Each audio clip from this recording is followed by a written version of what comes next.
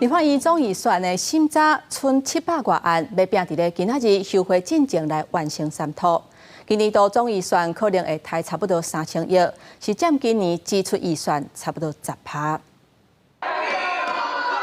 立法院审查114年度中央政府总预算案，22日继续表决，要赶伫咧休会进程完成。目前通过统删939亿，因为民进党撤回所有预算提案，国民党化工买3 1111亿，再加上三都的台电半波千亿，今年度总预算将会比3差不多3000亿，大约是今年细致预算的10%。行政院长杜英台拜伫第2遍带部会首长开记者会，对在野党发话。黄国昌委员。可能是目前忙着选党主席，忘记了知道政府新做了多少事情，预算被删成1块钱，业务费被大幅的删减，难道这不是在瘫痪国家吗？即使扣掉了删减数，手上还有2兆9000亿，你还不知道要怎么施政的话，我们必须要说，无能的卓荣泰。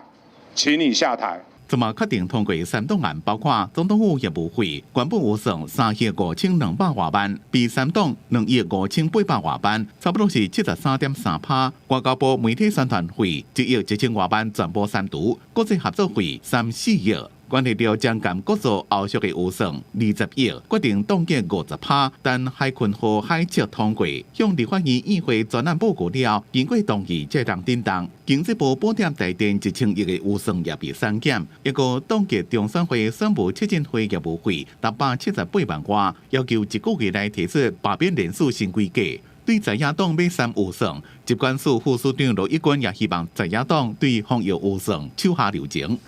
如果再通删掉我们这个全部的媒体宣导费的话，我们的同仁想请问的是说，我们防疫宣导是不是不重要，是不是不需要做？就是说不要浇熄国家公务员想要为国家服务的心。只要跟我们充分的讨论跟说明，国民党都会做适度的一个调节。蓝白两党联手，对于各个部会的媒体宣传费是无差别的全数删减。